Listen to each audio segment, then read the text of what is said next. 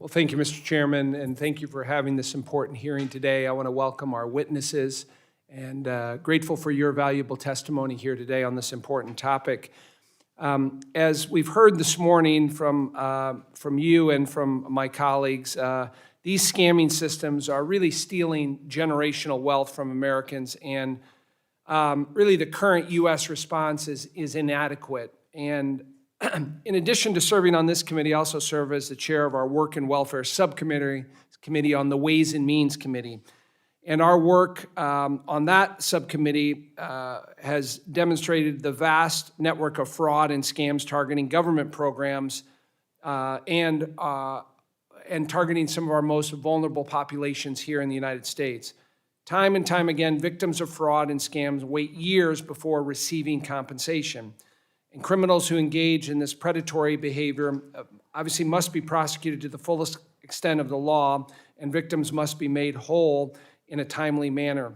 With increased access to digital infrastructure and advanced technological tools like cryptocurrency and artificial intelligence and the fraud ecosystems that currently exist, they continue to wreak havoc in many ways on our system.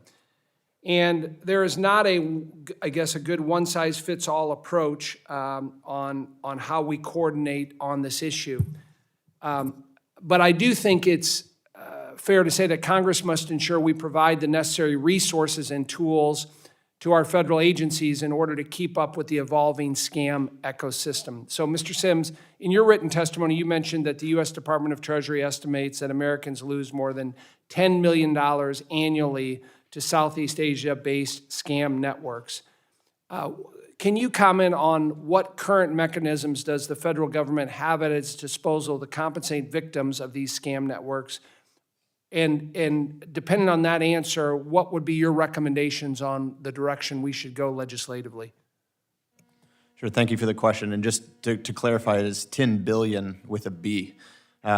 Which is likely itself significantly underreported given the stigmas associated with this crime. And it's been sort of stated up here already, this is potentially the largest form of financial crime impacting Americans today. I'll repeat something I said earlier, that the $15 billion that we recouped from the Prince Holding Group transnational criminal organization back in October represents the single largest pot of money with which to make victims whole, both American scam victims and victims of trafficking that were under the scourge of Prince Holding Group's criminal activities. What the exact mechanisms to get that money to victims needs further evaluation, but we absolutely, in order to continue getting that money to a place where we could actually have the ability to do that, we need to make sure that we are fully funding not just a law enforcement response, because I think as we've discussed and as your report rightly notes, this is well beyond a law enforcement challenge. We need to make sure the federal, the state, the local law enforcement is funded, have the resources to do their job, but we also need to make sure that our embassies, that our foreign policy apparatus, that our intelligence community is equipped and resourced in a way that we can work with those partners on the ground that have the evidence, that have the information, to make sure that we are systematically getting that back into the system so that we can help Americans and people around the world recover what they have lost. And Mr. Tower, can you talk about the current responsibilities of private sector companies or the private sector in general to prevent their infrastructure from being manipulated or used by these criminal syndicates?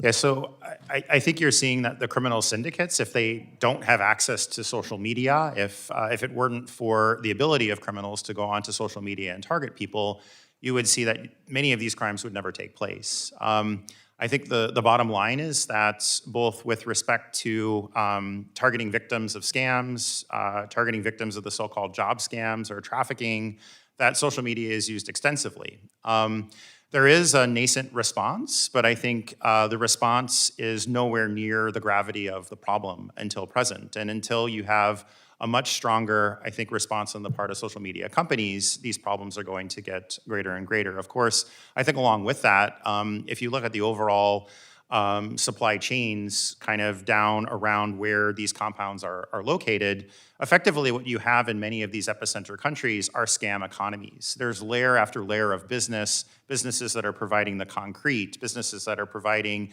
the internet connectivity, the telecommunications, that are providing almost industrial scale sales of SIM cards from pretty much every country across the world. You have many businesses that are involved in enabling these crimes. I think one urgent task that needs to be carried out is a full look at supply chains globally. How are supply chains enabling this criminal activity? And then, what sorts of regulatory actions might be taken to push business in the direction of addressing some of the ways in which their supply chains are complicit in this?